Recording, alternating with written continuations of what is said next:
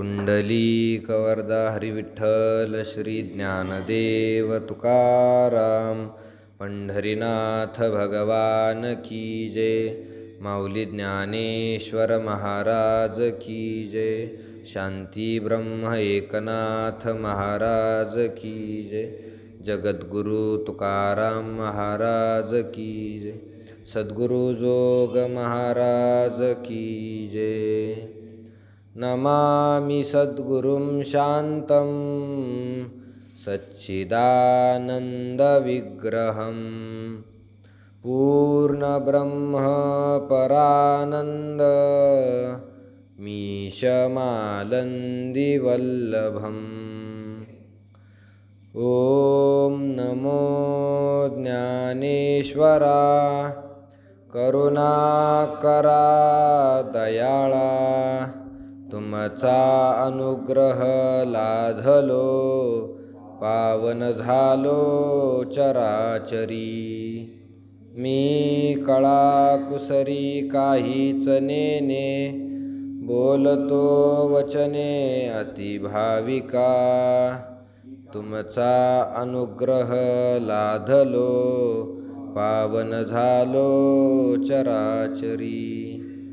एका जनार्दनी तुमचा दास त्याची आस पुरवावी. तुमचा अनुग्रह लाधलो पावन झालो चराचरी. वाचोनी कर्मारंभ उचित न करिता सिद्धवत कर्महीना निश्चित होईजेना. तिसऱ्या अध्यायाच्या प्रारंभी अर्जुनाने शंका केलेली आहे. अर्जुन म्हणतो, देवा, तुझ्या मतामध्ये जर या कर्मापेक्षा ज्ञानाला जर तू श्रेष्ठ मानत असशील तर युद्धासारखं घोर कर्म तुम्हाला का करायला लावतो, अशी अर्जुनाची शंका आहे. आणि ती शंका योग्य असल्यामुळे त्या शंकेचं समाधान व्हावं म्हणून शंकेचं समाधान करण्याकरता भगवंताने बोलायला सुरुवात केलेली आहे, उत्तर द्यायला सुरुवात केलेली आहे. भगवान म्हणतात की अर्जुना, या जगतामध्ये पूर्वीच मी 2 प्रकारचे मार्ग सांगितलेले आहे. माझ्यापर्यंत येण्याचे, भगवंताची प्राप्ती होणारे असे 2 मार्ग, 2 साधनं मी या जगतामध्ये अगोदर सांगितलेले आहे. असं सांगून त्याचा नामनिर्देश भगवान करतात की कोणते कोणते 2 मार्ग आहे. तर एक ज्ञान मार्ग आहे आणि दुसरा कर्म मार्ग आहे. हे 2 मार्ग भगवंताची प्राप्ती करून देणारे आहे. मग ते मार्ग कसे आहे, त्याचं स्वरूप काय आहे, हे दृष्टांताने भगवंताने सांगितलेलं आहे की ज्ञान मार्गाने जाणारा मनुष्य हा पक्षाप्रमाणे असतो, पक्षाच्या गतीसारखा असतो, लवकर फळापर्यंत पोहोचतो. परंतु कर्ममार्गाने जाणारा जो मनुष्य आहे तो फळापर्यंत तर निश्चित जातो, पण त्याला जाण्यासाठी काय लागतो, थोडा वेळ लागतो. त्याला भगवत प्राप्ती थोडी उशिरा होते. ज्ञानाच्या बाबतीत ज्ञानाच्या अपेक्षेने त्याला भगवत प्राप्ती होण्यासाठी थोडा वेळ लागतो, असं भगवंतांनी सांगितलेलं आहे. आणि काल 44 वेळेपर्यंत आपण चिंतन केलं होतं. पुढं भगवान बोलत आहे, न कर्मणा मनारंभान नैष्कर्म्यं पुरुषोष्णुते न च संन्यसनादेव सिद्धिं समधिगच्छति. आज आपल्या संप्रदायातील एक पर्वकाळ आहे. तो पर्वकाळ म्हणजे कोणता? आज वामन जयंती. वामन जयंती नाथ महाराजांनी जे 29 उपवास करा सांगितले त्याच्यामध्ये वामन जयंतीचा काय आहे, समावेश आहे. पर्व विशेष भागवत धर्मी, नृसिंह जयंती, रामनवमी, वामन जयंती, जन्माष्टमी, उत्तमोत्तमी, शिवरात्र, असं नाथ महाराजांनी भागवतामध्ये सांगितलेलं आहे. वैष्णव जे आहे, वारकरी जे आहे, त्यांनी आजचा उपवास केला पाहिजे. वामन जयंतीच्या दिवशी व्रत केलं पाहिजे, उपवास केला पाहिजे, साधना केली पाहिजे. कारण आजच्या दिवशी भगवंताचं प्राकट्टीकरण झालेलं आहे. त्याचा थोडा कथा भागाचा आपण काय करू, विचार करू. या पृथ्वी तलावर धर्माचं रक्षण व्हावं, लोपलेला जो धर्म आहे तो धर्म पुन्हा जागृतीला यावा, साधू लोकांचं रक्षण व्हावं आणि दुष्टांचा नाश व्हावा. या 3 उद्देशाला समोर ठेवून भगवंताने काय केलं आहे, अवतार धारण केलेला आहे. अवतार अभ्युत्थानाय मधर्मस्य, अभ्युत्थानमधर्मस्य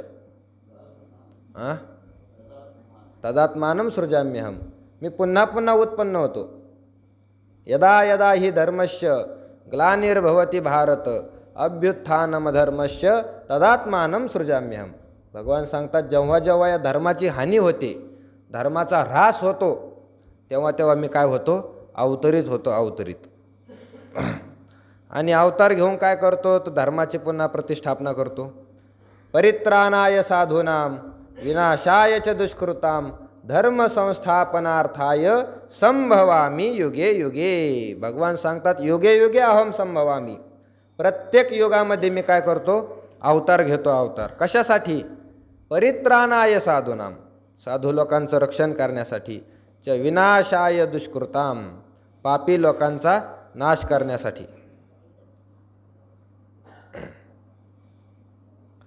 मी अवतार धारण करतो. तर मग हे जे भगवंताने अवतार धारण केलेले आहे त्याच्यामध्ये काही प्रकार पडतात. भगवंताने काही अंश अवतार धारण केले आहे, काही कला अवतार आहे, काही आवेश अवतार आहे, काही पूर्ण अवतार आहे आणि काही पूर्णतम अवतार आहे. असे अवताराचे प्रकार आहे.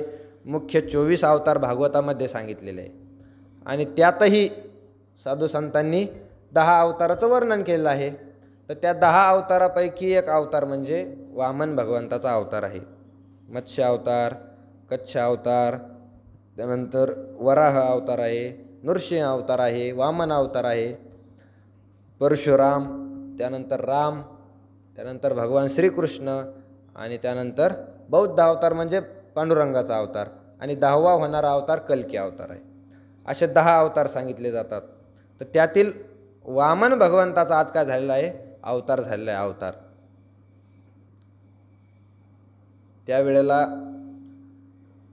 भक्त प्रल्हादाचा मुलगा विरोचन, भक्त प्रल्हादाच्या मुलाचं नाव विरोचन होतं.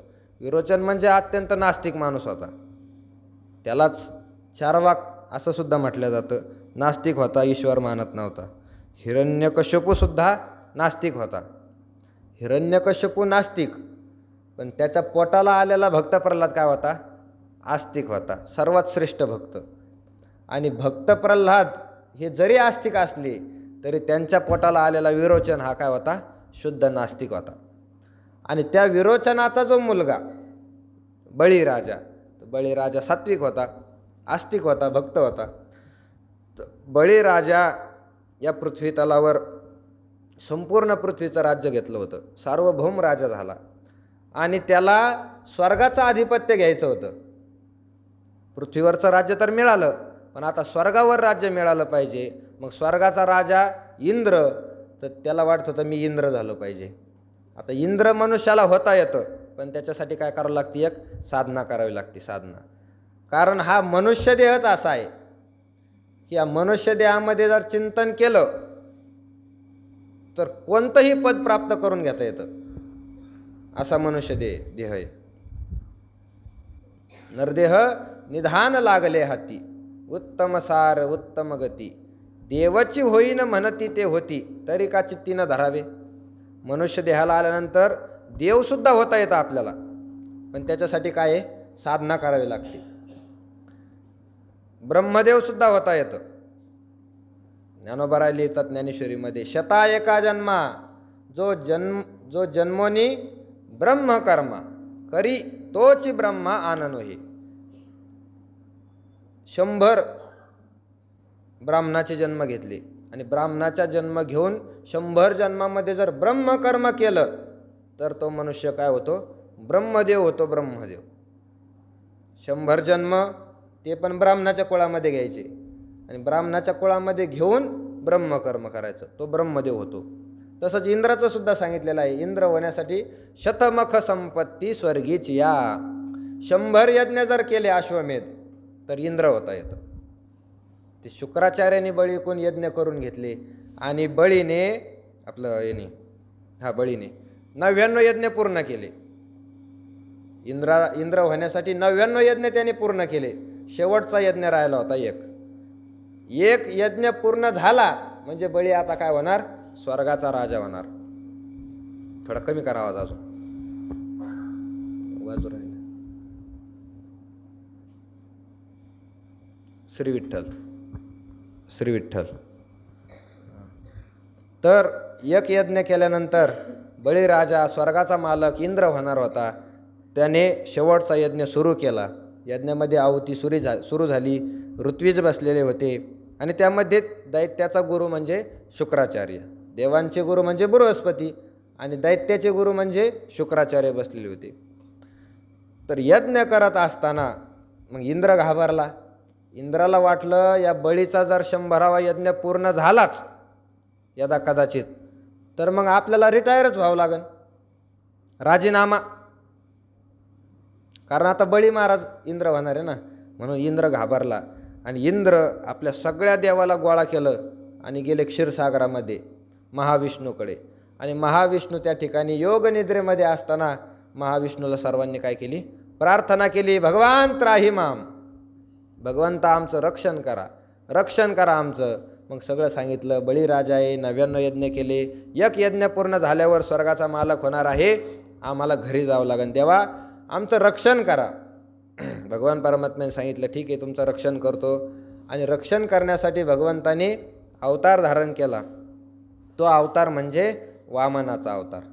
वामनाचा अवतार म्हणजे ब्राह्मणाच्या वेशामध्ये आले होते भगवान आणि लहान मूर्ती होती, त्यालाच बटुक अवतार म्हणतात, म्हणजेच लहान अवतार. वामन म्हणजे छोटा.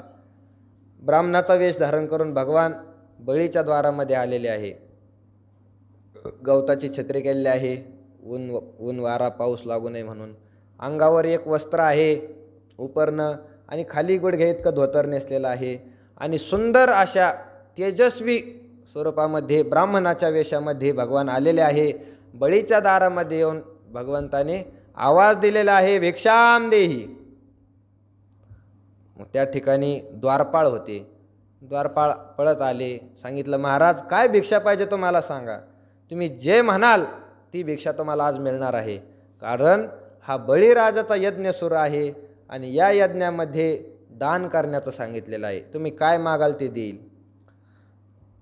भगवंताने सांगितलं मागायचं तर आहे, त्याच्यासाठीच मी आलो आहे, पण तुम्हाला मागणार नाही, मला साक्षात बळीराजाजवळ मागायचं आहे, त्याला बोलावून आणा, मी तुम्हाला सांगतो. द्वारपाळाने सांगितलं नाही महाराज ते होऊ शकत नाही, महाराज यज्ञासाठी बसलेले आहे, तिथं आहुत्या सुरू आहे, तुम्ही आम्हाला सांगा ना तुम्हाला काय लागेल ते आम्ही देतो. भगवंताने सांगितलं नाही, तुमच्याच्याने देणं होत नसेल तर मी चाललो. ते निघाल्यानंतर मग सगळ्या द्वारपाळाने अडवलं, कारण त्यांना सूचना दिलेली होती आपल्या दारामधून रिक्त हाताने कोणी गेला नाही पाहिजे. कारण मोकळ्या हाताने जाणारा मनुष्य आपल्या दारामधून एखादा जर मोकळ्या हाताने गेला तर तो नुसता मोकळा जात नसतो, आपण केलेलं जे पुण्य आहे ते पुण्य घेऊन जातो. विनमुख गेले या अतिथी ने सुकृताची संपत्ती, असं ज्ञानोबराय म्हणतात. अतिथी जर विनमुख गेला तर ते आपलं पुण्य घेऊन जातं, म्हणून त्याला काहीतरी द्यावं. तो जे मागेल तेच द्यावं असं नाही, आपल्या ऐपतीप्रमाणे काहीतरी त्याच्या हाती देऊन त्याला पाठवावं. नाही काय देता आलं तरी अर्धी भाकर तरी त्याला द्यावी, विनमुख जाऊ देऊ नये कोणाला. मग त्यांनी अडवलं, म्हटले महाराज थांबा आम्ही येतो विचारपूस करून. गेले बळीराजाकडे. कोणीतरी तेजस्वी ब्राह्मणाचा मुलगा आलेला आहे आणि आम्ही सांगितलं तरी भिक्षा घ्यायला तयार नाही, त्याला तुमच्या हाताने काय पाहिजे, भिक्षा पाहिजे म्हणे. ठीक आहे, बळीराजाला वाटलं आपल्या द्वारामध्ये अतिथी आलेला आहे, विनमुख गेला नाही पाहिजे. बळीराजा यज्ञामधून उठला. आता शुक्राचार्याला वाटलं यज्ञ पूर्ण करायचा कुठं निघाला, विघ्न काहीतरी मध्ये येणार. अडवलं, पण सांगितलं नाही, भिक्षुक दारामध्ये उभा आहे आणि यज्ञ करून मी काय करू. बळीराजा द्वारामध्ये पोहोचला आणि पाहिलं तेजस्वी मूर्ती दिसली, सात्विक आनंद त्यांच्या चेहऱ्यावरून ओसंडत होता. असं वामन भगवंताला पाहिलं आणि बळीराजाने नमस्कार केला. सांगितलं, हे ब्राह्मण देवा, मागा तुम्हाला काय पाहिजे, मागा तुम्हाला काय पाहिजे, मी देण्यासाठी तयार आहे. माझा यज्ञ सुरू आहे. 100वा यज्ञ झाल्यानंतर मी स्वर्गाचा मालक होणार आहे, मागा. तर वामन भगवंताने सांगितलं, तू जरी राजा असला पण तुझ्याकडून मला फार अपेक्षा नाही. मला साधना करायची आहे, तप करायचं आहे आणि तप करण्यासाठी माझ्या मालकीची जागा मला पाहिजे. म्हणून मी तुला काहीतरी जागा मागण्यासाठी आलेलो आहे. मला दुसरं काही नको, तप करायचं आहे. कारण स्वतःच्या मालकीची जागा असली म्हणजे त्याला स्वच्छंद तप करता येतं. दुसऱ्याच्या मठामध्ये बसला, ते मठावाले जसे सांगतील तसं त्याला वागावं लागतं, आहे की नाही. तर स्वतःच्या मालकीची जागा असल्यावर कोणी काही बोलू शकत नाही. म्हणून राजा, मला जागा पाहिजे स्वतःच्या मालकीची. बळीराजाने सांगितलं, ठीक आहे, तुम्ही काय मागता तेवढी मी जागा देतो. बोला तुम्हाला किती पाहिजे, 1 गुंठा, 2 गुंठे, एकरभर, 10 एकर, किती पाहिजे तेवढी सांगा. वामन भगवंतांनी सांगितलं, मला तप करायचं आहे, संसार नाही मांडायचा, फक्त तप करायचं मला. तप करण्यासाठी 3 पावलं भूमी मला पाहिजे, 3 पावलं भूमी. असं ऐकल्यानंतर बळीराजाने वामन भगवंताचा उपहास केला. हसले त्याला बळीराजा आणि सांगितलं, अरे काय, शेवटी ब्राह्मणाचा मुलगा तर ब्राह्मणाचंच राहिलं. तप करायचं म्हणतो पण तुझी बुद्धी मात्र लहानच आहे अजून. अरे मी राजा आहे, तुझ्यापुढे उदार झालो आहे, मागितलं तर अर्ध राज्य तुला आज देऊ शकतो. अख्ख्या पृथ्वीचा मी मालक आहे. मागून मागून 3 पावलं भूमी मागितली. वामन भगवंताने सांगितलं, मी साधू आहे आणि साधू लोकांनी थोड्यामध्ये संतुष्ट असलं पाहिजे. फार वाढवण्याच्या नादी लागू नये. साधूनी थोड्यामध्ये पाहिजे तेवढंच गोळा करावं. ठीक आहे म्हणले, तुम्हाला पाहिजे तर घ्या, मी देतो म्हणले. पण वामन भगवंताने सांगितलं, नुसतं देतो म्हणल्याने थोडी जमणार आहे. देतो म्हणल्याने जमणार नाही. राजा, तू काय कर, संकल्प सोड, संकल्प, काहीतरी कागदपत्र, बॉन्ड काहीतरी लिहून रजिस्ट्री करून दे. नुसतं देतो म्हणून चालणार नाही. संकल्प कर. आणि संकल्प करायचं म्हणजे काय, हातामध्ये पाणी घ्यायचं आणि मंत्र म्हणून पाणी सोडून द्यायचं की झाली जागा मालकीची. पण पाणी सोडण्यासाठी झारी घेतली होती. पाणी सोडण्यासाठी झारी घेतली. झाडाला पाणी देण्याची झारी होती. त्याला असं तोंड होतं पुढं, तोंडाला जाळी लावलेली होती. आणि मग त्या जाळीमधून थेंब थेंब थेंब थेंब पाणी ते झाडाला पडत होतं. जाळी घेतल्यानंतर पण शुक्राचार्यांनी अडवलं. शुक्राचार्याला दिसलं. शुक्राचार्यांनी सांगितलं, बळी, मूर्खपणा करू नको. हा ब्राह्मण नाही, साक्षात विष्णू आलेला आहे, विष्णू.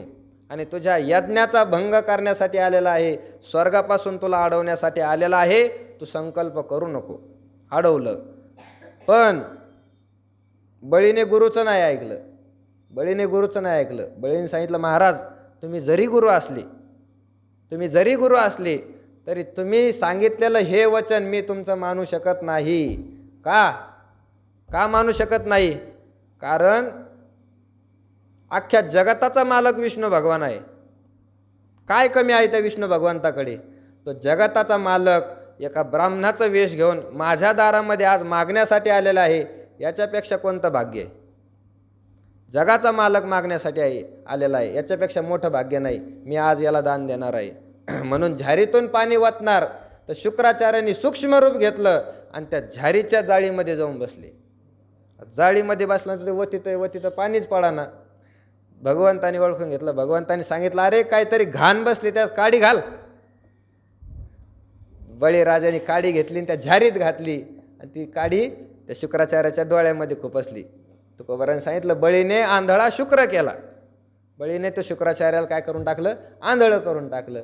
आणि मग शुक्राचार्य बाजूला झाल्यानंतर पाणी पडलं आणि संकल्प केला की मी बळीराजा स्वर्गाचा मालक होणार आहे. या ब्राह्मण मुलाला 3 पावलं भूमी दान करतो, दान. आणि मग सांगितलं, महाराज, तुमच्या पावलाने तुम्ही मोजून घ्या, 3 पावलं भूमी मोजून घ्या. तुम्हाला कुठं पाहिजे ते सांगा. खेडेगावात पाहिजे का शहरात पाहिजे? तुम्ही तप करता म्हणून तुम्हाला हिमालयात पाहिजे, एकांतात पाहिजे, वनात पाहिजे, कुठं पाहिजे तेवढे 3 पावलं भूमी तुम्ही मोजून घ्या. भगवंतानी सांगितलं, ठीक आहे. आणि विशाल रूप भगवंताने त्या ठिकाणी धारण केलं. वाढत वाढत वाढत वाढत गेले. बळीराजा वर वर वर वर पाहतो नुसता. विशाल रूप भगवंताने धारण केलं आकाशाच्याही वरती भगवान गेले, अंतराळाच्या वरती गेले, सप्तभुवनाच्या वर भगवान वाढले. बळीराजाला दिसेनाच भगवान कुठपर्यंत गेले. आणि भगवंतानी एक पाऊल आपलं पृथ्वीवर ठेवलं आणि एका पायामध्ये सगळी पृथ्वी घेऊन टाकली. पृथ्वीचा राजा होता, सगळी पृथ्वी घेऊन टाकली.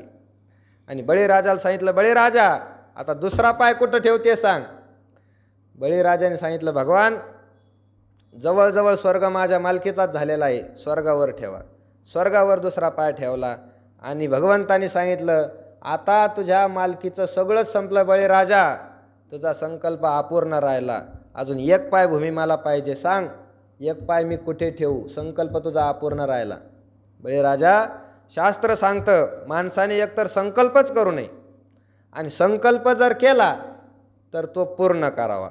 संकल्प पूर्ण झाला नाही तर सहा शुकर योनित्वम गच्छती असं शास्त्र आहे. शुकर योनित्वम म्हणजे डुकराच्या जन्माला जावं लागतं त्याला, संकल्प पूर्ण केला नाही तर. बळीराजा तुझा संकल्प अपूर्ण राहिला. पण बळीराजाने सांगितलं, महाराज पृथ्वीचं राज्य माझंही तुम्ही घेतलं, स्वर्गाचंही राज्य तुम्ही घेतलं, पण माझ्या मालकीचा माझा देह अजून शिल्लक आहे, एवढं शरीर मात्र शिल्लक आहे, या शरीरावर तुमची सत्ता करा, तिसरा पाय ठेवा. आणि भगवंताने बळीराजाच्या मस्तकावर आपला पाय ठेवला आणि थेट रसातळा नेला बळी. रसातळामध्ये नेऊन घातलं आणि त्या ठिकाणचं स्वतंत्र राज्य बळीराजाला देऊन टाकलं. पाताळीचं आधिपत्य त्याला देऊन टाकलं. पाताळ लोकांमध्ये बळीराजाचं राज्य. आणि त्याचे उपकार म्हणून, तो आपला भक्त आहे म्हणून भगवान त्याच्या दारामध्ये द्वारपाळ होऊन उभे राहिले. राखे दारवंटा बळीचा, सारथी झाला अर्जुनाचा. बळीचा काय झाला, दारवंटा राखे, द्वारपाळ होऊन राहिले भगवान. देव भ्याड राखे बळीचे कवाड, बळीच्या कवाडात दरवाजात उभा राहिली. आणि मग भगवंताने शाश्वती दिली की यज्ञ तर पूर्ण झालेला आहे आणि पुढचा जो इंद्र आहे तो पुढचा इंद्र बळीराजा मी तुला करील. आता सध्याला जो इंद्र आहे त्याचं नाव पुरंदर, तर पुरंदर नावाचा इंद्र संपला की पुढचा इंद्र कोण, बळीराजा होणार आहे. अशा प्रकारे भगवंताने हा वामन अवतार आजच्या दिवशी धारण केलेला आहे. असो, ज्ञानोबाराय म्हणतात की अर्जुनासाठी भगवंताने दोन मार्ग सांगितले, एक कर्म मार्ग सांगितला आणि दुसरा ज्ञान मार्ग सांगितला. ते सांगून पुढं भगवान बोलतात, न कर्मणा मनारंभान नैष्कर्म्यम पुरुषोष्णुते न च संन्यसनादेव सिद्धिम समधी गच्छती. भगवान सांगतात की हे अर्जुना, पुरुष कोणताही मनुष्य कर्मनाम अनारंभात योग्य कर्माला सुरुवात केल्याशिवाय नैष्कर्म्यम न अश्नुते, नैष्कर्म्य अवस्था त्याला प्राप्त होऊ शकत नाही. आणि संन्यसनात एव कर्माचा केवळ त्याग केल्यामुळे सिद्धिम न समधी गच्छती, त्याला सिद्धी म्हणजे अंतकरण शुद्धी प्राप्त होऊ शकत नाही. त्यावर ज्ञानोबाराय भाष्य करतात, वाचोनी कर्मारंभ उचित न करिता सिद्धवत कर्महीना निश्चित होई जेना. नैष्कर्म्य अवस्था भगवान सांगतायत. नैष्कर्म्य अवस्था कशाला म्हणतात, की जी अवस्था प्राप्त केल्यानंतर कोणतंही कर्म शिल्लक राहत नाही, त्या अवस्थेचं नाव आहे नैष्कर्म्य अवस्था. नैष्कर्म्य ती अवस्था ज्या मनुष्याला प्राप्त झाली की मग त्या मनुष्याला कोणतंच कर्म करण्याची गरज नाही, कोणतंच कर्म करण्याची त्याला गरज नाही, अशी ती अवस्था आहे. ती अवस्था प्राप्त झाल्यानंतर त्याला कोणतंही जप करण्याची गरज नाही, त्याला साधना करण्याची गरज नाही, तप करण्याची गरज नाही, त्याला कोणाची सेवा करण्याची गरज पडत नाही, त्याला मग प्रदक्षिणा मारण्याचं काम नाही, त्याला चंद्रभागेचं स्नान करण्याचं काम, काहीच काम नाही त्याला, त्याचं सगळं काम संपून जातं. त्या अवस्थेला म्हणतात नैष्कर्म्य अवस्था, निष्काम अवस्था, निष्कर्म अवस्था. सगळं कर्मापासून तो काय होऊन जातो, अलिप्त होऊन जातो. सगळ्या कर्मापासून तो अलिप्त होऊन जातो. पद्मपत्र मिवांबसा, भगवंताने सांगितलेलं आहे, ब्रह्मण्याधाय कर्माणी संगम त्यक्त्वा करोति यः लिप्यते न स पापेन पद्मपत्र मिवांबसा. तो मनुष्य कसा असतो तर लिप्यते न स पापेन, तो मनुष्य पापापासूनही लिप्त होत नाही आणि पुण्यापासूनही लिप्त होत नाही. त्याला पाप लागत नाही आणि पुण्यही लागत नाही. त्याला म्हणतात नैष्कर्म्य अवस्था. जो निष्काम अवस्थेला नैष्कर्म्य अवस्थेला प्राप्त झाला त्याने चंद्रभागेचं स्नान केलं तरी त्याला पुण्य लागत नाही. चंद्रभागेचं स्नान केलं तरी त्याला पुण्य लागत नाही आणि त्याने एखादी कोंबडी खाल्ली तरी पाप लागत नाही. त्या अवस्थेचं नाव आहे नैष्कर्म्य अवस्था. अग्नीप्रमाणे असते. अग्नीप्रमाणे जसं अग्नीमध्ये तुम्ही काहीही टाका अग्नीला फरक पडत नाही. अग्नीमध्ये काही टाका अग्नीला काहीच फरक पडत नाही. काही येऊ द्या अग्नी काय करतो त्याचं भस्म करून टाकतो. भस्म. तशी नैष्कर्म्य अवस्था आहे. तुकोबाराय म्हणतात तुका म्हणे आम्ही झालो अग्निरूप लागो नेदी पाप पुण्य अंगा. आम्ही अग्निरूप झालो. आता अग्निसारखे झालो. कसे तर पाप पुण्य अंगा लागो नेदी. आम्ही आता पापसुद्धा आमच्याकडे जवळ येऊ देत नाही आणि पुण्याला सुद्धा जवळ येऊ देत नाही. झुंजार ते क विष्णुदास जगी लागो नेदी अंगी पाप पुण्य. पाप आणि पुण्याला आम्ही आता जवळ येऊ देत नाही. पापालाही दूर केलं आणि पापाला दूर केल्यामुळं पुण्यसुद्धा आता आम्हाला नको. कारण पाप हे जसं बंधनाला कारणीभूत आहे तसं पुण्यसुद्धा बंधनाला कारणीभूत आहे. फरक एवढाच आहे. पाप म्हणजे लोखंडाची बेडी आणि पुण्य म्हणजे काय आहे सोन्याची बेडी. सोन्याची बेडी लोखंडाची असो की सोन्याची असो ती काय करते माणसाला बंधनात टाकते. बंधनात. म्हणून पापालाही दूर केलं आणि पुण्यालाही दूर केलं. त्या अवस्थेला म्हणतात नैष्कर्म्य अवस्था. त्यांना कोणतंही कर्म लागत नाही आणि कर्म करण्याची गरजही त्यांना नसते. किंबहुना आम्ही केले माझेनी हे सिद्धी गेले. आयशे जेने जाणितले तो सुटला गा. याला म्हणतात नैष्कर्म्य अवस्था. ही नैष्कर्म्य अवस्था आहे. कर्म करण्याची त्याला आता गरज नाही. कर्मापासून तो दूर झाला. त्याला शास्त्र कर्म करा म्हणून सांगत नाही. शास्त्रांची त्यांना आज्ञा नाही. शास्त्र कोणला असतं जोपर्यंत माणूस नैष्कर्म्य अवस्थेला जात नाही तोपर्यंत शास्त्र सांगतं तुम्ही हे करा ते करा हे करा ते करा. पण एकदा का त्याला ही अवस्था प्राप्त झाली तो संत या पदवीला पोहोचला मग त्याला शास्त्र काय करत नाही आज्ञा करत नाही. शास्त्र त्याच्यापुढे फक्त हात जोडून उभा असतं. महाराज तुम्हाला वाटन ते करा आता. कारण तुमची अवस्था आता तिथपर्यंत पोहोचली नैष्कर्म्य अवस्था. जो ज्ञानी झालेला आहे ज्ञानिया पुरुखा कृत्य सरले देखा ऐसा अनाथाचा सखा बोलिला तो. जो ज्ञानी पुरुष झाला ब्रह्मज्ञानी जो झाला आत्म्याचा अनुभव ज्याला आला त्याला आता कृत्य करू सरले. त्याला कोणतंच कर्म करण्याची गरज नाही. अशी जी अवस्था आहे त्या अवस्थेला काय म्हणतात नैष्कर्म्य अवस्था. नैष्कर्म्य अवस्था.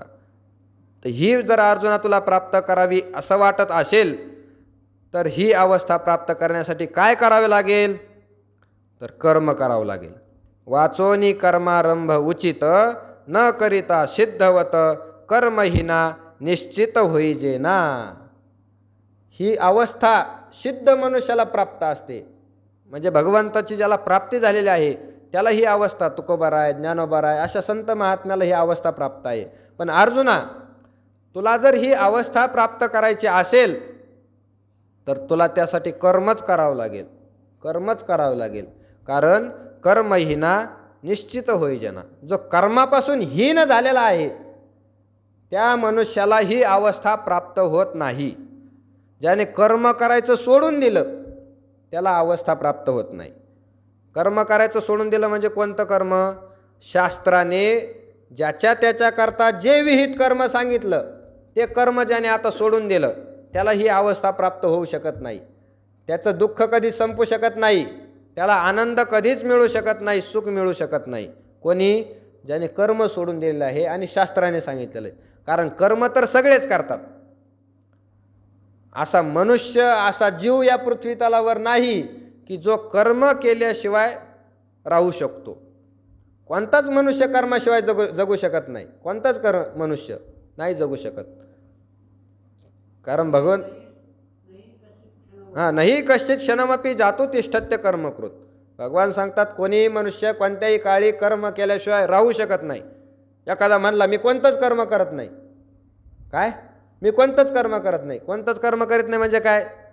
कुठं शाळेत शिक्षण घेत नाही, कुठं संस्थेत शिक्षण घेत नाही, कुठं कोणती नोकरी करत नाही, कोणती शेती करत नाही, व्यापारधंदा करत नाही, कोणतंच कर्म मी करत नाही.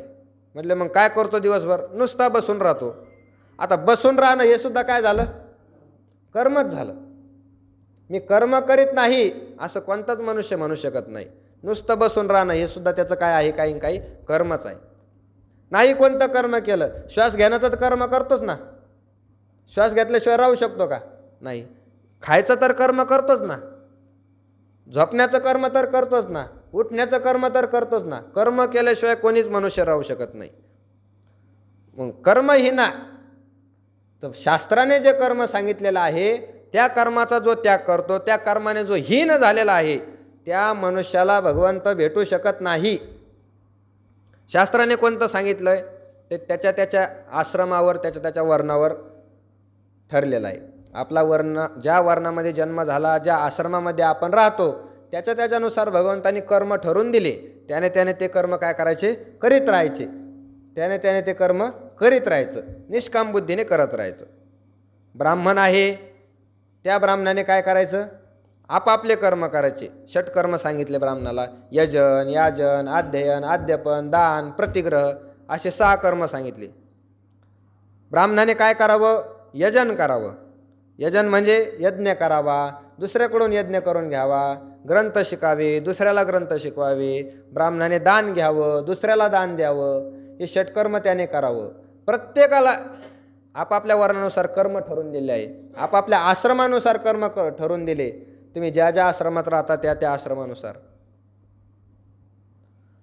वारकऱ्याचे कर्म ठरवून दिले आहे शास्त्राने. जो वारकरी झाला, वैष्णव झाला, त्याने कसं राहायचं याचे कर्म ठरवून दिले. म्हणजे कर्म ज्याने सोडून दिले, कर्मापासून जो हीन झाला, त्या कर्महीन मनुष्याला नैष्कर्म्य अवस्था कधीच प्राप्त होत नाही.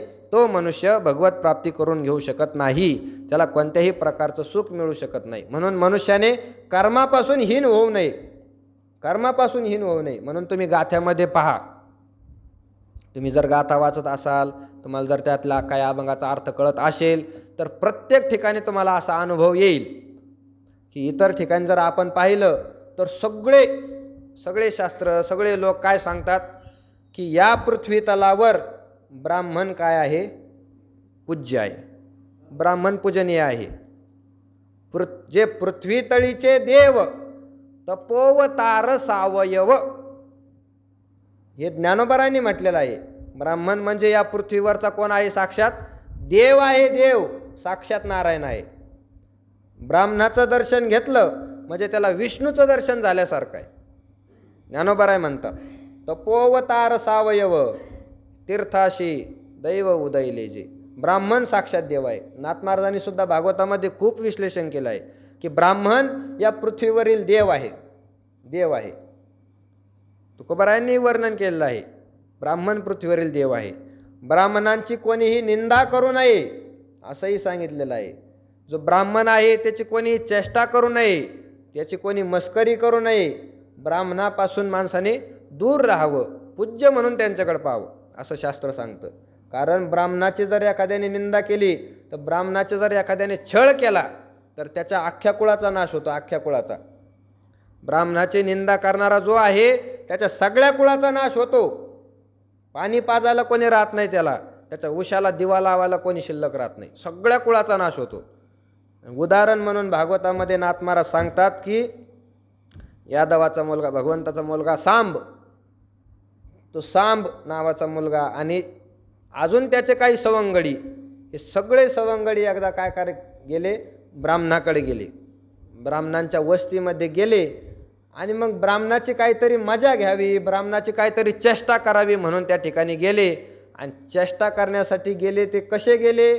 तर त्यापैकी साम नावाचा मुलगा दिसायला सुंदर होता. त्या मुलाने काय केलं? त्या साम नावाच्या मुलाला साडी घातली, अलंकार घातले त्याच्या अंगावर, दिसायला बाईसारखा सुंदर होता. आणि त्याच्या पोटाला चिरगुट गुंडाळले. त्याच्या पोटाला काय केलं? चिरगुट गुंडाळले, मोठं पोट केलं. आणि निंदा करण्यासाठी, छळ करण्यासाठी ब्राह्मणाकडे गेले. ब्राह्मणापुढे हजर झाले आणि ब्राह्मणाला चेष्टामध्ये ब्राह्मणाला विचारलं. आता रोजच काही ना काही चेष्टा करायची. पण ब्राह्मण होते, त्यांना राग येत नव्हता लवकर म्हणून सहन केलं. पण हे कुठपर्यंत सहन करावं, सहन करण्याची काहीतरी मर्यादा असती. एक दिवस असा मोठं प्रसंग घेऊन ते आले, छळ करण्यासाठी आले, पोटाला चिरगुट बांधून आले आणि ब्राह्मणाला विचारलं, ब्राह्मण देवा, ही आमची मुलगी गरोदर आहे, सांगा हिला मुलगा होईल की मुलगी होईल. आता ब्राह्मणच होते, तप केलेलं होतं, शब्दामध्ये ताकद होती, प्रभाव होता.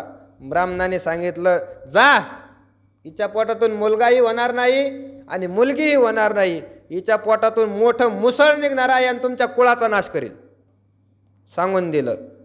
ते ब्राह्मणाचं ते क्रोध पाहायला थरथर थरथर थरथर कापायला लागले आणि मग त्यांनी सगळे ते चिरगुट ते सगळे सोडले आणि त्याच्यामधून मोठं मुसळ बाहेर पडलं, मुसळ. आता सगळ्याला त्याने घरी जाऊन सांगितलं, असं असं सापडलं, ब्राह्मणाने असं असं सांगितलं. भगवंतापर्यंत बातमी गेलेली नव्हती, पण सगळे यादव सुद्धा काय होते, हुशार होते. सगळ्याला वाटलं आता आपल्या कुळाला ब्राह्मणाचा शाप लागला आणि ब्राह्मणाची वाणी ही सत्यवाणी असते. भगवान सांगतात, ब्राह्मणाची वाणी मी खरी करून दाखवतो, सत्यवाणी असते, आपल्या कुळाचा नाश होणार. म्हणून यादवानी एक उपाय केला, ते सगळंच मुसळ जे होतं ते मुसळाचं चूर्ण करून टाकलं, बारीक बारीक पीठ केलं आणि पीठ करून काय केलं, समुद्रामध्ये फेकून दिलं. त्यांना वाटलं आता समुद्रामध्ये टाकलं म्हणजे संपलं, आपल्या कुळाचा आता नाश करणार नाही.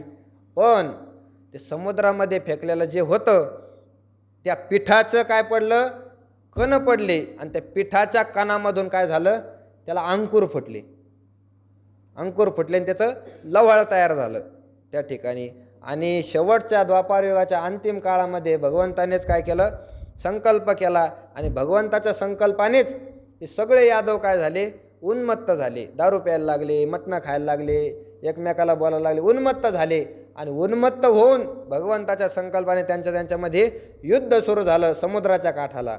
आणि ते समुद्रामध्ये उगलेले जे लव्हाळ होते त्याच लव्हाळाने त्याने एकमेकाचा काय करून टाकला, नाश करून टाकला. सगळ्या कुळाचा नाश झाला, सगळ्या कुळाचा. एकटा पठ्ठ्या शिल्लक राहिला, भगवान श्रीकृष्ण परमात्मा एकटाच शिल्लक राहिला. पण ब्राह्मणाची वाणी होती, सगळ्या कुळाचा नाश होईल, कोणीच शिल्लक राहणार नाही. तर ते पीठ करून जे फेकलेलं होतं तर त्यामधील एक तुकडा माशाने खाल्ला आणि तो मासा एका कोळ्याने पकडला, मासा कापला, त्याच्या पोटामधून एवढं ते लोखंड बाहेर निघलं आणि ते लोखंड चांगलं दिसत होतं म्हणून त्याने काय केलं, त्याचा बाण तयार केला, बाणाचं टोक तयार केलं त्याने, बाणाचं टोक. आणि भगवान परमात्मा अश्वत्थ पिंपळाच्या झाडाखाली झोपलेले असताना काय केलं, त्यांनी हरणाचा पाय समजून लांबून बाण मारला आणि तो बाण भगवंताच्या अंगठ्याला लागला आणि त्यामुळेच भगवंताला देह सोडावा लागला. ब्राह्मण याला म्हणतात ब्राह्मण. ब्राह्मणाची निंदा, ब्राह्मणाचा छळ कुळाला घातक ठरत असतो, नाथ महाराज सांगतात. मग असा पूजनीय ब्राह्मण आहे हे तर तुकाराम महाराजाला माहिती आहे. ब्राह्मण काय आहे, पूजनीय आहे.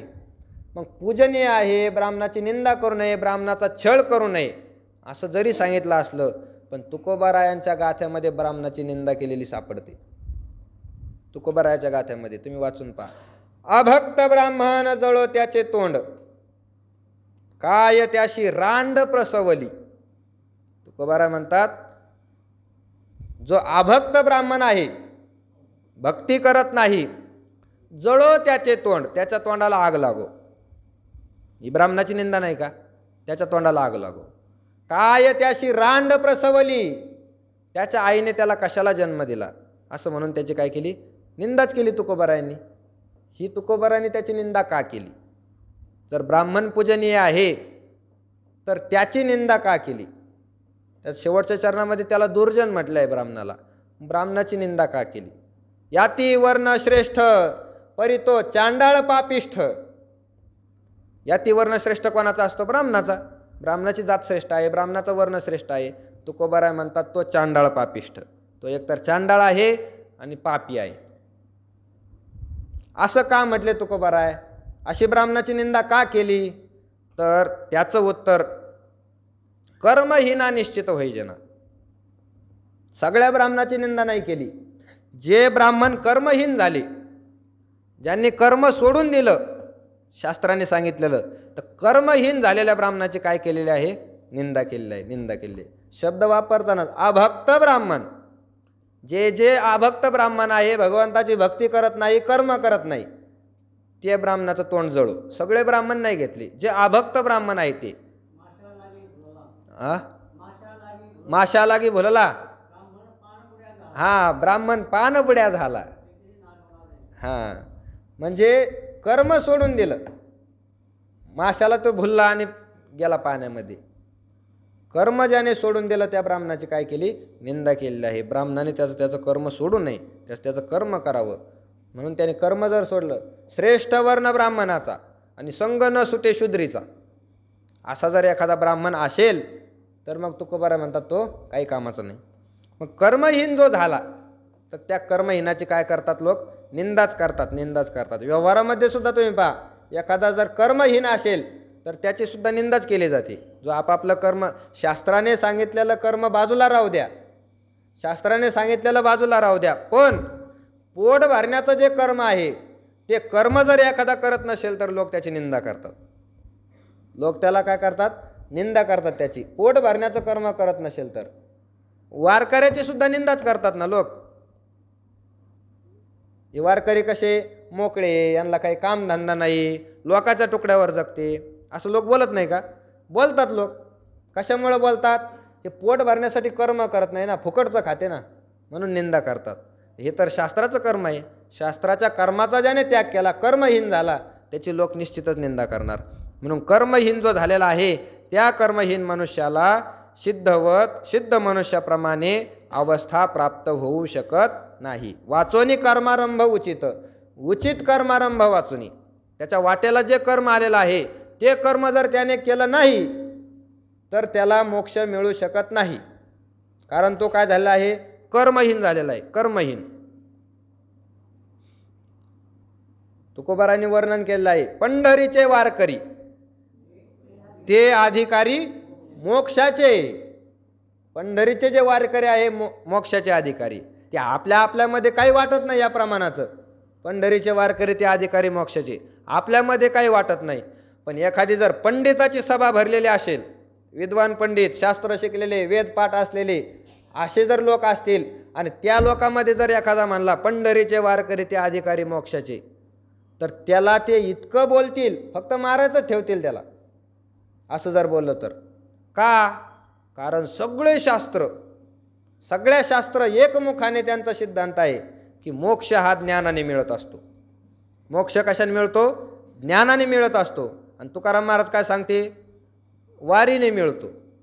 मोक्ष ज्ञानाने मिळत असतो, वारीने मिळत नाही. पण तुकाराम महाराज सांगतात पंढरीचे वारकरी ते अधिकारी मोक्षाचे. जो पंढरीचा वारकरी झाला तो मोक्षाचा अधिकारी झाला. मोक्षाचा अधिकारी म्हणजे काय? त्याला देव मिळाला. मोक्ष शब्दाचाच अर्थ देव, आनंद मिळाला त्याला. कोणला? पंढरीच्या वारकऱ्याला. पण सगळ्या वारकऱ्याला नाही. जो खरा वारकरी झालेला आहे, म्हणजे वारकऱ्याचे जे कर्म आहे ते कर्म जो करत असेल त्याला मोक्ष आहे. ते कर्म जो करत असेल त्याला मोक्ष आहे. वारकऱ्यासाठी काय कर्म सांगितलं? नामस्मरण हे वारकऱ्याचं काय आहे?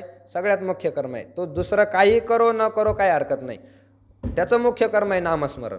त्याने भगवंताचं रात्रंदिवस नामस्मरण केलं पाहिजे. जो वारकरी झाला त्याने उपकार दुसऱ्यावर केले पाहिजे. संकोचित वृत्ती नसली पाहिजे वारकऱ्याची, उदार असला पाहिजे, उपकार केले पाहिजे. त्याने नामस्मरण करावं, तीर्थाटन करावं, संत चरित्राचं गायन करावं, संताचे चरित्र श्रवण करावं, असे कर्म वारकऱ्याला सांगितले. पण एखादा वारकरी जर कर्माने हीन झाला, त्याने त्याचे कर्म करणं सोडून दिलं, त्याने नुसती गळ्यामध्ये माळ घातलेली आहे, कपाळाला गंध वाढलेला आहे आणि कर्म तर काहीच करत नाही, दिवसभर नुसता झोपून राहतो, नामस्मरण करत नाही, कुठं कीर्तन ऐकायला जात नाही, कुठं प्रवचन ऐकायला जात नाही, असं कर्माने हीन झाला, तर तो वारकरी त्याला मोक्ष नाही मिळू शकत. त्याची गती सांगत असताना तुकोबारांनी थेट नरकाकडे बोट केलं आहे. वारकरी झाला पण कर्माचं काय केलं? त्याने त्याग केला, कर्म सोडून दिलं, त्याला नरकामध्ये जावं लागतं, त्याला मोक्ष फिक्ष नाही मिळत. पंढरीचे वारकरी मोक्षाचे अधिकारी आहे. पण ते कोणते वारकरी आहे? पंढरीच्या वारकऱ्याला जेवढे कर्म सांगितले, जसं सांगितलं तसं ज्याने केलं तो मोक्षाचा अधिकारी. ज्ञानोबा म्हणतात, वाचोनी कर्मारंभ उचित न करिता सिद्धवत कर्महीना निश्चित व्हायचे ना. जे कर्माने हीन झाले, कर्माचा ज्याने त्याग केला त्या मनुष्याला सिद्धाप्रमाणे नैष्कर्म्य अवस्था प्राप्त होऊ शकत नाही. दुसरा विकल्प भगवान सांगतात ज्ञानोबा की प्राप्त कर्म सांडीजे येतुलेनी नैष्कर्म्य होईजे हे अर्जुना वाया बोलीजे मूर्खपणे. अर्जुना काही काही लोक असं म्हणतात प्राप्त कर्म सांडीजे आणि येतुलेनी नैष्कर्म्य होईजे. आपल्याला जे प्राप्त कर्म झालं त्याचा काय करा तुम्ही त्याग करा, यालाच नैष्कर्म्य अवस्था म्हणतात. नैष्कर्म्य म्हणजे काय? मोकळं राहणं, काहीच कर्म न करणं. आपल्या वाट्याला जे कर्म आलेलं आहे त्या कर्मास तुम्ही काय करा त्याग करा. प्राप्त कर्म सांडीजे येतुलेनी नैष्कर्म्य होईजे हे अर्जुना वाया बोलीजे मूर्खपणे. अर्जुना या जगतामध्ये असं जे सांगतात ते केवळ मूर्खपणाची भाषा आहे, मूर्खपणाची, केवळ मूर्खपणाची. कर्माचा त्याग करा, प्राप्त कर्माचा त्याग करा, कर्म करू नका असा जर कोणी सांगत असेल तर हे बोलणं म्हणजे काय आहे? भगवान सांगतात मूर्खपणाचं बोलणं आहे, मूर्खपणाचं, शहाणपणाचं बोलणं नाही. शहाणा मनुष्य कर्माचा त्याग करा असं कधीच म्हणू शकत नाही. जो मूर्ख झालेला आहे, ज्याला भ्रम झालेला आहे, ज्याचं डोकं फिरलेलं आहे ते माणसं काय सांगतात की कर्माचा काय करा त्याग करा, कर्माचा त्याग करा. बरेच या जगामध्ये नास्तिक मंडळी, बरेच नास्तिक मंडळी ते आपल्या प्रवचनामधून आपल्या व्याख्यानामधून नुसतं लोकांना सांगत फिरतात की कर्माचा काय करा त्याग करा, कर्म करू नका, कर्म करू नका, कर्म करू नका. ते आपल्या आता खेड्यागावामध्ये ते प्रस्त चालत नाही, खेड्यागावामध्ये असं ऐकायला येत नाही. पण जे मोठे शहर आहे त्या मोठ्या मोठ्या शहरामध्ये अशा लोकांचे व्याख्यान होत असतात आणि त्या व्याख्यानामधून मग ते लोकांना सांगत फिरतात कर्माचा काय करा त्याग करा, त्याग करा. बापाचं श्राद्ध करू नका असं सांगतात. काय करतात? बापाचं श्राद्ध करू नका. आणि श्राद्ध का करावं त्याच्यासाठी एक युक्ती ते देतात. काय युक्ती? श्राद्ध करणं म्हणजे काय असतं? श्राद्ध करणं म्हणजे काय? तर जो मेलेला आहे आपला बाप, आपली आई, आजा पंजा जो कोणी असेल मेलेला, तर त्या मेलेल्या माणसाला काय करावं लागतं? जेवू घालावं लागतं. याला काय म्हणतात? श्राद्ध म्हणतात. मेलेल्या माणसाला जेवू घालणं याला काय म्हणतात? श्राद्ध म्हणतात. नास्तिक लोक युक्ती सांगतात तुमचा बाप मेलेला आहे, तुमच्या बापाला तुम्ही जेवू घालता, तुमचा बाप जेवायला येतो का? तुमचा बाप जेवायला येतो का? तुमचा बाप तर जेवायला येत नाही. तुम्ही काय करता? एखादा पाहुणा असेल, एखादा भावकीतला असेल, त्याला बोलून आणायचं आणि तोच त्या दिवशी काय त्याचा बाप, आणि त्याला बाप म्हणून काय करायचं? त्याला जेवू घालायचं. काय पक्वान्न असेल, काय असेल, बापाला काय आवडतं सगळं त्याला जेवू घालायचं. मग नास्तिक लोकांचं असं म्हणणं आहे जर तुमचा बाप स्वर्ग नरकामध्ये कुठंही गेलेला असेल पितृलोकामध्ये, त्याला तुम्हाला जेवू घालण्याची इच्छा आहे आणि तो तर इथं येत नाही आणि दुसऱ्या एखाद्या मनुष्याला तुम्ही त्याच्या नावाने काय करता? जेवू घालता. तर ज्याला जेवू घालता त्याच्या पोटातून तुमच्या बापाच्या पोटामध्ये काय पाईपलाईन केली का? म्हणजे नास्तिक लोकांचं म्हणणं आहे त्या जेवू घालता तुम्ही त्याच्या पोटामधून तुमच्या बापाच्या पोटामध्ये काही पाईपलाईन केली का? इकडं टाकलं का तिकडं पोहोचतं, इकडं टाकलं का तिकडं पोहोचतं, असं काही केलं आहे का? तसं काहीच दिसत नाही. मग तुम्ही श्राद्ध करता कशासाठी? एवढा खर्च करता त्या श्राद्धासाठी, 10वा 13वा एवढं कशासाठी करता? हे करू नका असं सांगणारे लोक आहे, त्यांना नास्तिक म्हणावं असं सांगणारे. यज्ञ करणाऱ्याला ते शिव्याच देतात. कशासाठी यज्ञ करतात? हे यज्ञामध्ये मोठमोठे महागाचं काय करतात? तूप आणतात. त्या तुपाचा काय करतात? यज्ञात नाश करतात. नाश म्हणतात की या ठिकाणी आहुती दिली, किती आहुती इंद्रदेवापर्यंत पोहोचते. कुठं दिसतं हो इंद्रदेव? कुठं आहुती पोहोचते? म्हणून तुम्ही कर्माचा काय करा त्याग करा. कोणाचं बापाचं श्राद्ध घालू नका, बापाचा 13वा करू नका, बापाचा 10वा करू नका, कुठं यज्ञ चालू असेल यज्ञ करू नका असं सांगणारे लोक आहे. कर्माचा काय करा त्याग करा, त्याग करा. पण कर्माचा त्याग माणसाने करू नये. नास्तिक लोकांचं श्रवण करू नये. नास्तिक जर एखादा असेल तर तो ज्ञानेश्वरी सांगायला जरी बसला तरी त्याच्या ज्ञानेश्वरीला जाऊ नये. नास्तिक जर असेल तो गाथा सांगायला जरी बसला तरी त्याच्याकडे जाऊ नये. कारण तो सांगत जरी हे असला पण त्याला त्याच्यातून दुसरंच सांगायचं असतं. तो जे सांगायचं ते सांगत नाही. तुमच्या ज्ञानोबराच्या ओवीचा आधार घेणार, गाथ्याच्या अभंगाचा आधार घेणार आणि तुम्हाला दुसरंच सांगणार. अशा लोकांचं श्रवण करू नये. म्हणून ज्ञानोबा सांगतात कर्महीन जो झाला, प्राप्त कर्म सांडीजे, जे कर्म आपल्याला प्राप्त झालं त्या कर्माचा ज्याने त्याग केला तर त्याग करूनच नैष्कर्म्य अवस्था प्राप्त होते. असं जे सांगणारे आहे ते सगळे मूर्ख आहे. सगळे मूर्ख आहे ते मूर्ख. त्यांचं तुम्ही ऐकू नका. त्याच्यासाठी ज्ञानोबा दृष्टांत देतात. सांगे पहिलं तिरा जावे ऐशे व्यसन का जेथ पावे तेथ नावे ते त्याजावे घडे केवी. अर्जुना मला सांग, अर्जुना सांग, मधी नदी आहे आणि नदीच्या पलीकडे जायचं, नदीच्या पलीकडे जायचं, पूर आलेला आहे, पोहता सुद्धा येत नाही, असं संकट पडलं. सांगे पहिलं तीरा जावे, पलीकडच्या तीराला जायचं. ऐसे व्यसन का जेथ पावे, असं संकट ज्या ठिकाणी प्राप्त झालेलं आहे त्या ठिकाणी नावे ते त्याजावे केवी घडे. जाण्यासाठी एकच मार्ग आहे, काय? नावेचा आश्रय करणं, नौकेमध्ये नावेमध्ये बसणं, एवढाच एक पर्याय आहे. कारण मोठा पूर आलेला आहे आणि त्याला पोहता सुद्धा येत नाही. अशा ठिकाणी पलीकडे जाण्यासाठी एकच मार्ग आहे, तो मार्ग म्हणजे नावेने जाणं. आणि पलीकडे जाण्यासाठी एक मार्ग असला आणि त्या मनुष्याने त्या नावेचाच काय केला? त्याग केला, नावेचा त्याग केला. मी नावेमध्ये बसणार नाही, पलीकडे जाईल का? जाईल का पलीकडे? नाही जाऊ शकत. ज्ञानोबा म्हणतात सांगे पहिलं तीरा जावे, ऐशे व्यसन का जेथ पावे ते तर नावे ते त्याजावे केवी घडे. नावेला का त्याग करायचा नावेचा? मग या भवसागरातून जन्ममरण रूपी संकटातून तुम्हाला पलीकडे जायचं, जन्ममरणाचा तुम्हाला नाश करायचा, तुमच्या मागं लागलेले जेवढं दुःख आहे त्या सगळ्या दुःखाचा नाश करायचा. आणि या दुःखाचा नाश करणारं जे साधन आहे कर्म, त्या कर्माचा जर तुम्ही त्याग केला तर कसं जन्ममरणाचा नाश होईल? होऊ शकत नाही. म्हणून कर्माचा त्याग करू नये. दुसरा दृष्टांत देतात, ना तरी तृप्ती इच्छिजे तरी कैशेनी पाक न कीजे, की सिद्धही न सेविजे केवी सांगे. ना तरी अथवा हे अर्जुना तृप्ती इच्छिजे, एखाद्या मनुष्याला तृप्ती व्हावी, आपली काय व्हावी? तृप्ती व्हावी, भूक निघून जावी, अशी त्याला इच्छा आहे.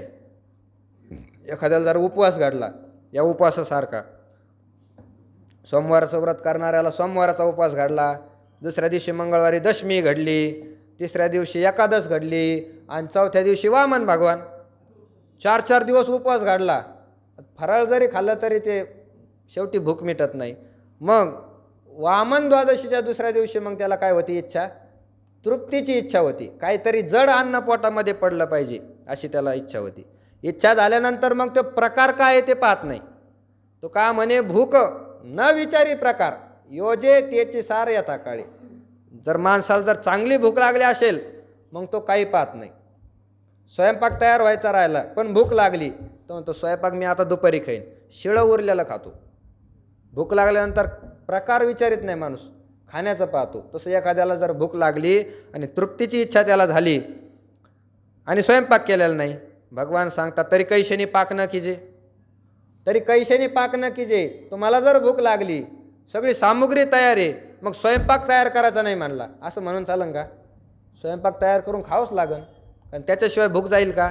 नाही जाऊ शकत. किंवा सिद्धही न सेविजे केवी सांगे, त्याला एखाद्याने सांगितलं अरे बाबा तुला भूक लागली, सगळं खरं आहे, पण तुला आता सहनच होत नाही, कसा तू स्वयंपाक करणार? मग तू एक काम कर, शेजारच्या कबीर मठामध्ये पंगत आहे, जाय, आयतं भोजन आहे, तृप्ती होईल. आणि तो म्हणाला नाही नाही कबीर मठामध्ये मी जातच नाही, असं जर एखादा म्हणला तर त्याची तृप्ती होईल? त्याची भूक जाईल का? स्वयंपाक सुद्धा तयार करत नाही आणि जिथं आयती पंगत आहे तिथं सुद्धा जो जात नाही त्याची भूक नष्ट होणार नाही. तृप्तीची जरी इच्छा असेल तर एकतर त्याला स्वतः स्वयंपाक करावा लागेल किंवा त्याला जिथं स्वयंपाक तयार आहे तिथं जाऊन भोजन करावं लागेल, त्याच्याशिवाय तृप्ती होऊ शकत नाही. तसंच सिद्धांत आहे की जोपर्यंत मनुष्य कर्म करत नाही उचित कर्म, तोपर्यंत त्याला भगवत प्राप्ती, मोक्ष, नैष्कर्म्य अवस्था प्राप्त होऊ शकत नाही, असा सिद्धांत सांगतात. आणि मग ते का होतं, कसं होतं, त्याचं वर्णन ज्ञानोबांनी पुढं केलेलं आहे. पण आपली वेळ संपलेली आहे. आज आपण 48व्या वयीपर्यंत चिंतन केलेलं आहे. पुढच्या वयाचं चिंतन करण्याचा उद्या प्रयत्न करू. पुंडलिक वरदाहरी विठ्ठल श्री ज्ञान